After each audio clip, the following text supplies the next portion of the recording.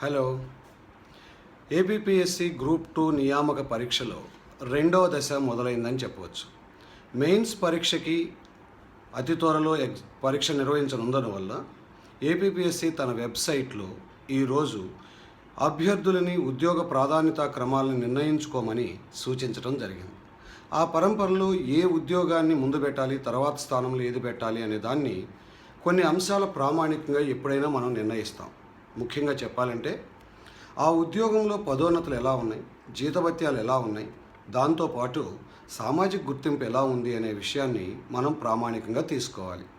అలా తీసుకున్నట్లయితే ఎగ్జిక్యూటివ్ పోస్టుల్లో ప్రధానంగా deputy tahsildar, municipal commissioner, ACTO, sub registrar, probation and excise inspector, assistant labour officer, assistant development officer, EOPRD అనే పోస్టులు ప్రధానంగా ఉన్నాయి.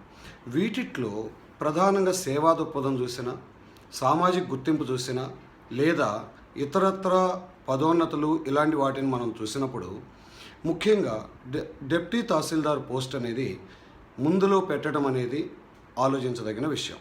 అంటే మొదటి ప్రిఫరెన్స్గా పెట్టడం అనేది. ఎందుకంటే డిప్యూటీ తహసీల్దార్గా ఇప్పుడు జాయిన్ అయిన అభ్యర్థి ముఖ్యంగా బలహీన వర్గాల అభ్యర్థులు అయితే 5-6 సంవత్సరాల్లో మంచి పదోన్నతులు పొందే అవకాశం స్పష్టంగా ఉంది.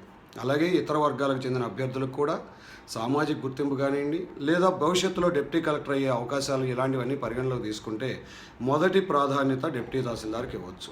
ఇక రెండవ ప్రాధాన్యత విషయానికి వస్తే మున్సిపల్ కమిషనర్ ఉద్యోగం అనేది ఆలోచించదగిన విషయం.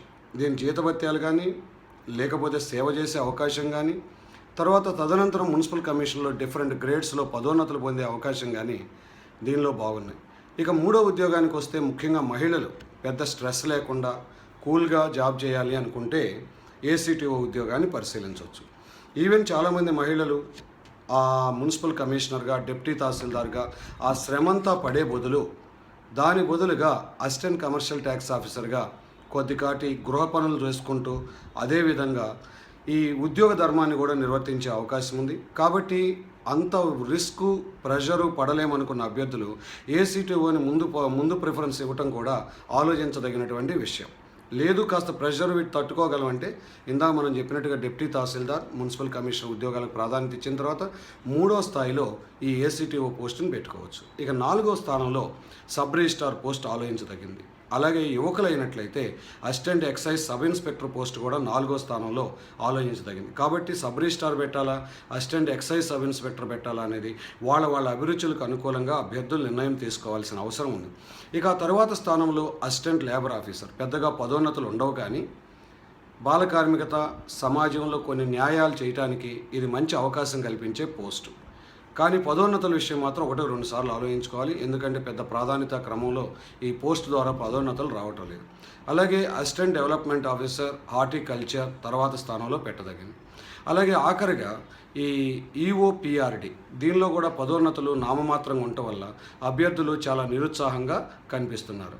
అందువల్ల ఇదే క్రమాన్ని అనుసరించడం ద్వారా అన్ని రకాలైనటువంటి ప్రయోజనాలు సమకూరే అవకాశం ఉంది. కాబట్టి ఇప్పుడు ఆప్షన్స్ ఏవైతే ఇస్తున్నారో ఆ ఆప్షన్స్ని తర్వాత మార్చుకునే అవకాశం ఉండదనే విషయాన్ని దృష్టిలో పెట్టుకొని 1-2 సార్లు చర్చించుకుని ఈ విధంగా విధులను మనం నిర్వర్తించగలమా లేదా, ఈ ప్రెషర్స్ని తట్టుకోగలమా లేదా, ఇలాంటి విషయాలను కూడా పరిగణలోకి తీసుకుంటూ ఉద్యోగాల ఎంపిక ప్రాధాన్యత క్రమాన్ని నిర్ణయించుకోవటం అంటే భవిష్యత్తు జీవితాన్ని మన చేతుల్లోకి తీసుకోవటం అని చెప్పవచ్చు.